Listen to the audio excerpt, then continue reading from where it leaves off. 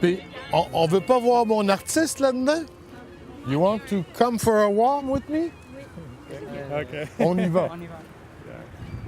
Dans les eaux usées de Montréal, on va retrouver naturellement des produits biologiques, de l'urine, des matières fécales.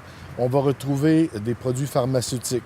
On va retrouver des bactéries, des virus, les médicaments, les hormones, les détergents, les cosmétiques, de la guenille, des papiers, des condoms. Le gravier et les sables qui sont utilisés pendant la période hivernale lorsqu'on a de la glace dans nos rues. Des produits chimiques également qui sortent des industries. En fait, tout ce que les humains utilisent et en disposent, soit par voie biologique ou autrement, on va récupérer ça au niveau du réseau d'égouts et on va devoir traiter ça.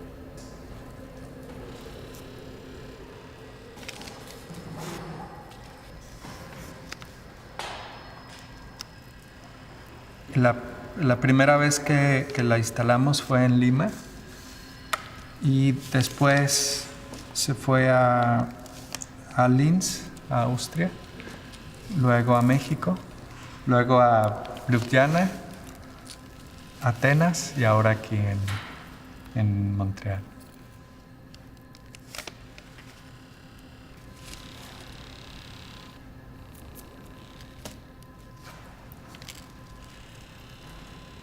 Junto con las bacterias, las plantas acuáticas, el agua residual, hacen que tenga una autonomía, hacen que puedan instalarse en espacios donde no hay luz solar. El ecosistema es capaz de generar su propia luz para sus procesos. Por eso se llama autofotosintéticas.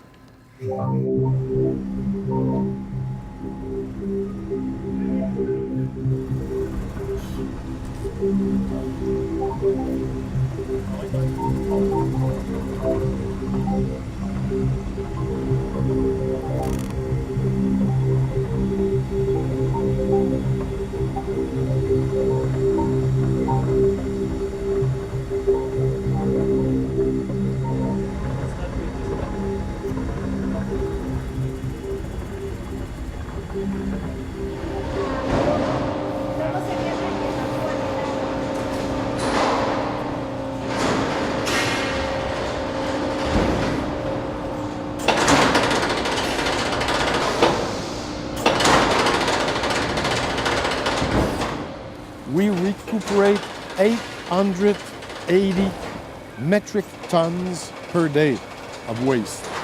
And the number is important because before all this was there, all that waste was going directly into St. Lawrence River or Rivière des Prairies. That was pollution, automatic pollution. Okay, so in the worst day I have here, everything is going wrong. When I go back home and see my daughters, I can tell them we picked up at least 880 metric tons of waste. Yeah, that's great.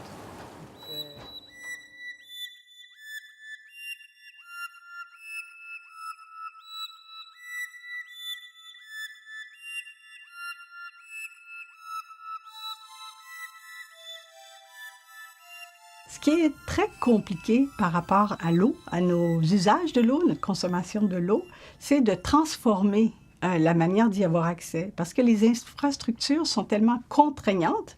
À la fois, ces infrastructures nous permettent d'avoir un accès continu à l'eau, ce dont tout le monde est content, dans le fond, mais ce qui fait en sorte qu'on est un peu prisonnier des choix techniques qui ont été adoptés dans les siècles ou les décennies passées.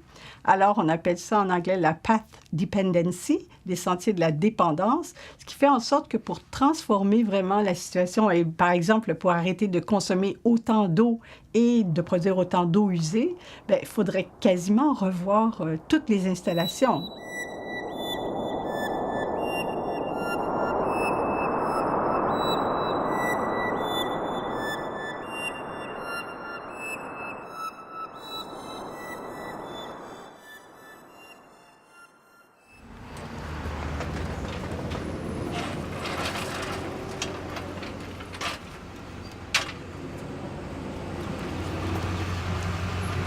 I thought you have the map, but It's here.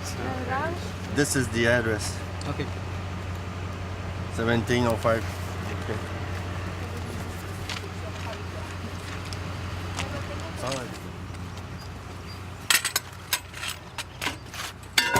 Là, ici, c'est des points que j'ai regardés par des maps. Je suis pas garanti à 100% d'écoulement, mais ça devrait être bien. J'espère.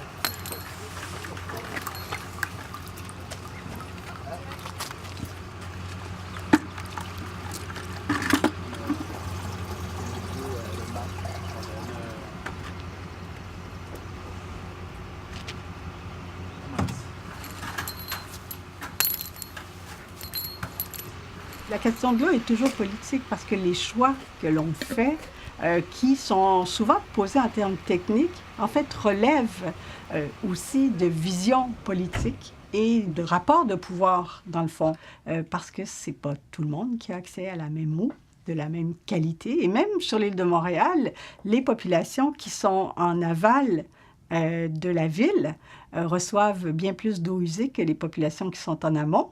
Et comme par hasard, dans l'ouest de l'île, on a les quartiers les mieux nantis, les banlieues bourgeoises, alors que dans la partie est de l'île, bien, on a les quartiers ouvriers, les quartiers industrialisés. Donc, c'est en ce sens-là que l'eau, le rapport à l'eau est politique.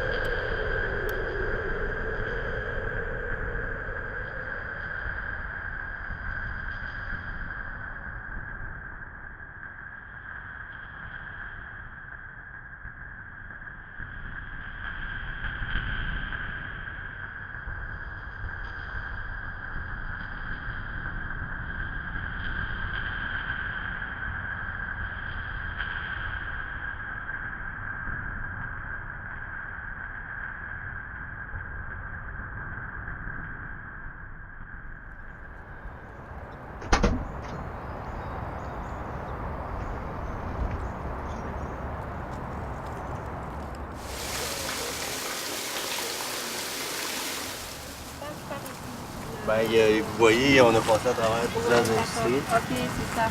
Ça peut être l'effluent de ces industries-là qui passent à travers le champ.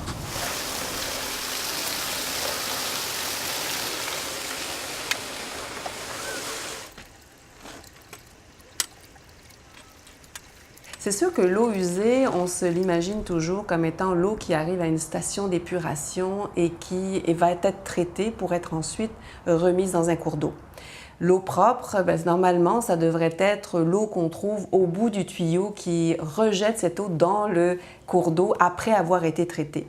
La réalité est plus nuancée que ça parce que c'est sûr que les eaux usées, ce qu'on appelle les eaux usées, combinent différentes eaux qui font en sorte qu'on a une espèce de soupe. Alors, une fois qu'on a dit ça, c'est clair qu'on peut s'attendre qu'il y ait une partie de cette pollution-là qui, même après son traitement, se retrouve dans le fleuve Saint-Laurent pour parler de Montréal. Ça, c'est inévitable parce qu'il faut bien prendre conscience que si on va dans des processus, par exemple chimiques, pour retirer des produits, il va falloir rajouter des produits chimiques pour traiter. Alors, on est un peu dans une roue sans fin. La meilleure chose, c'est de traiter en amont, c'est-à-dire s'assurer que ces eaux-là polluées ne rejoignent pas ces eaux-là qui seront rejetées dans le fleuve.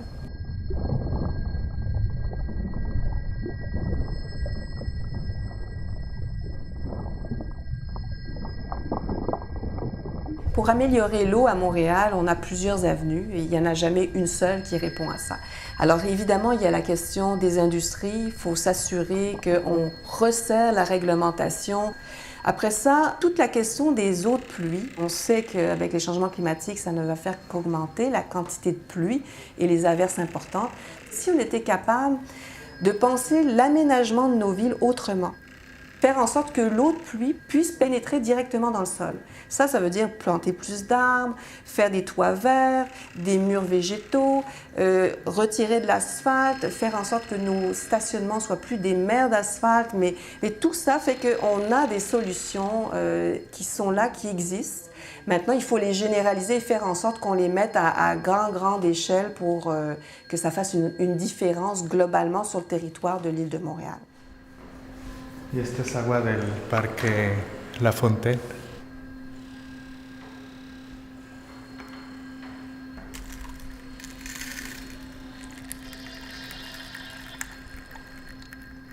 Yo creo que la solución realmente no es utilizar exactamente esta tecnología o otras tecnologías, sino más bien es cambiar nuestra forma de relacionarnos con el agua, ¿no?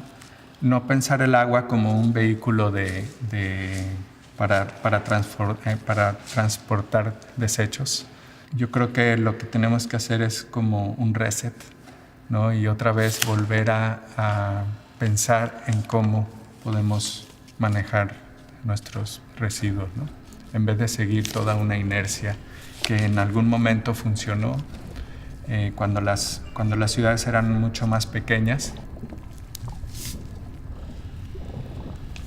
Hay como toda una comunidad bacteriana que está como colaborando entre ellas, ¿no? Y crean como biopelículas de todas estas especies de bacterias y cada una de ellas está biodegradando distintos desechos, ¿no? De hecho, la Geobacter puede digerir metales pesados, por ejemplo. Entonces, pues también de las propias comunidades bacterianas podemos aprender mucho, ¿no? Si observamos cómo es que se organizan y cuáles son sus estrategias, podíamos como aprender como sociedad también.